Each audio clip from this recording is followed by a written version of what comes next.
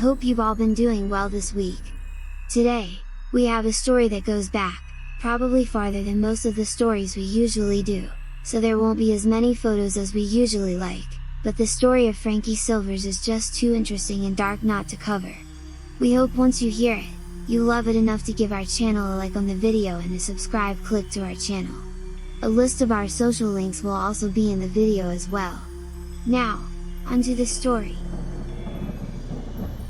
Charlie Silvers was a typical mountain man who was born in the Appalachian Mountains of North Carolina sometime in the early 1800s, most likely right around the turn of the century.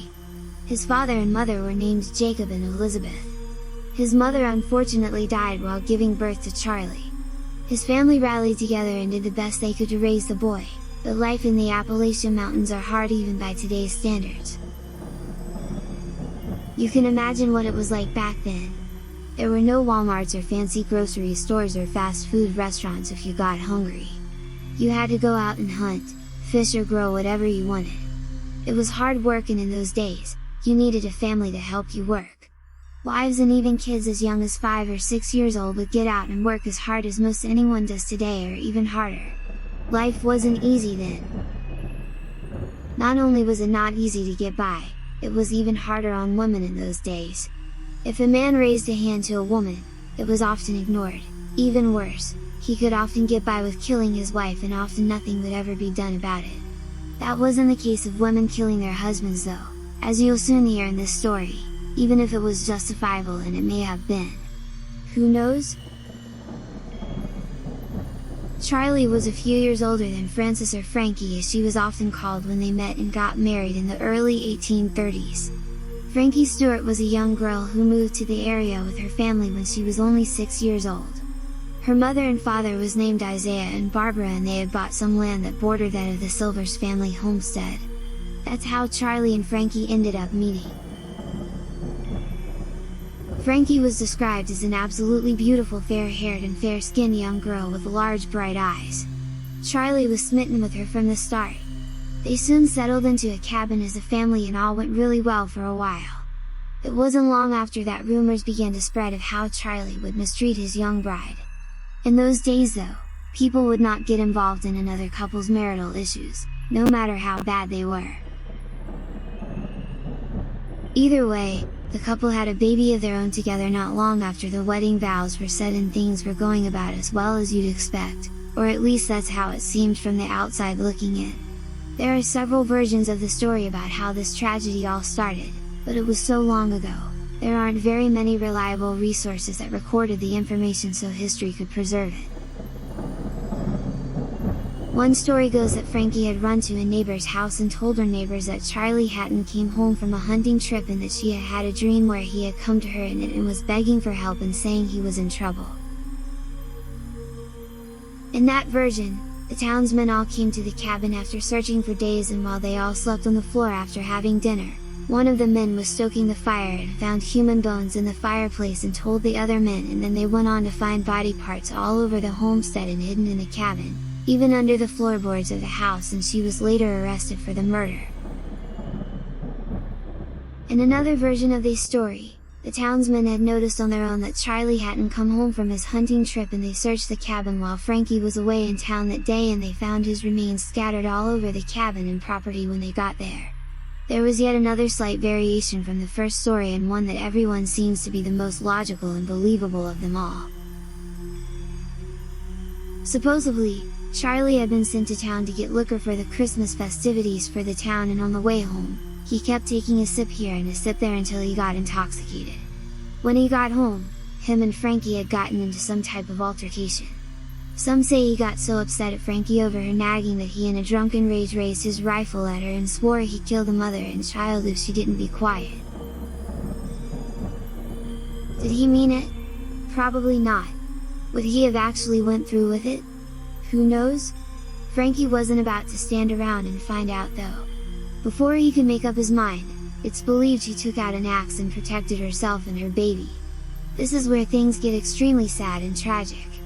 If it actually was indeed justifiable homicide, she may have had a slight chance of being acquitted, even though the laws were slanted towards men's right than women's. She had probably ran to her family though, maybe her mother and father like any young teenage girl would do under the same circumstances, and they most likely helped her dispose of the body and clean up and helped her get her story straight before telling her side of things. If this is actually what happened, it's sad because it's this exact thing that is what sent a young 18-year-old girl who had just been trying to protect herself and her baby to her grave. At first, not only Frankie was arrested, but also her mother Barbara and her brother Blackston. Authorities believed that they were all in it together somehow. In the early days in that part of the country, family was fiercely loyal to each other and would do whatever it took to protect each other. Even far more so than most folks are today. Her mother and brother would be acquitted on January 17, 1832, but Frankie's charges would not. At first, she denied killing him, but as evidence quickly piled up, it became clear that even if she didn't actually do it, and most likely she did, she at least had something to do with it in some way, shape or form. After only a 2-day trial, in front of a judge and jury of all men, they found her guilty and sentenced her to hang. What was so wrong about this was the type of evidence they had found wouldn't measure up today. Yes, they found his body. Bits and pieces, here and there. His head and torso was even found outside the cabin, but there was absolutely no physical evidence at all linking her to the actual murder. It could have been her, but then again, it could have just as easily been her dad or brother or anyone in town who didn't want to see a young woman beaten or abused. Still, the judge and jury of Conant, North Carolina had made up their minds. Frankie's execution was set for July 1832. Her lawyer gave notice of appeal. Judge Donnell filed the appeal on May 3, 1832. In June of 1832, the North Carolina Supreme Court rejected the appeal. Frankie's execution was set for the fall term of Burke Superior Court, but she was given a reprieve when Judge David Swain was injured in a fall from his horse and the fall term was cancelled. Then, ironically, Judge Swain was elected governor. He was from the same area and now had the power to pardon Frankie if he chose to, and public opinion was changing and many in the area wanted him to pardon her, including 7 of the 10 jurors who had originally found her guilty, but Judge Swain wasn't going to change his mind. Her heartbroken father couldn't bear to see his daughter killed. He did what any man would probably want to do in that situation. He and his brother went to break her out of jail. 8 days later, she was recaptured in Rutherford County while heading for the Tennessee border. You think this may change public opinion, but it didn't. Now, nearly every man, woman and child was begging for the release of Frankie, but still, Judge Swain refused to budge. There was a couple of reasons for this, neither of them were really right, but it was what it was. One reason was that Judge Swain had already had a low approval rating and people thought he was weak on crime and they had often urged him to be tougher on crime. Now he was, but it was on a woman who most likely killed to protect herself and her baby, so where is the justice in that? Secondly, the Silvers family had a lot of land and power and influence in the area and they wanted Frankie to hang, so hang, she sadly would. It all came to an end on July 12, 1833 in Burke County, North Carolina. The young teenage girl stood bravely before the gallows, probably trying not to cry. Most likely more worried about her young daughter Nancy than she was about herself. She didn't beg for her life or plead for a reprieve. She did strangely ask for a piece of cake which she ate while waiting to die. The closest she came was when they asked her if she had any last words. This is where it really gets weird. As she started to talk, her father stopped her. He looked at his daughter and said in a loud voice, "Die with it in ye, Frankie," and with it she fell silent and said no more. What was she going to say? Was she going to tell them who had actually done it or why it was done? Could it have been her father who had done it and he may have been protecting himself? There's so many questions to ask there. Perhaps it may have been why he tried to break her out of jail. Who knows?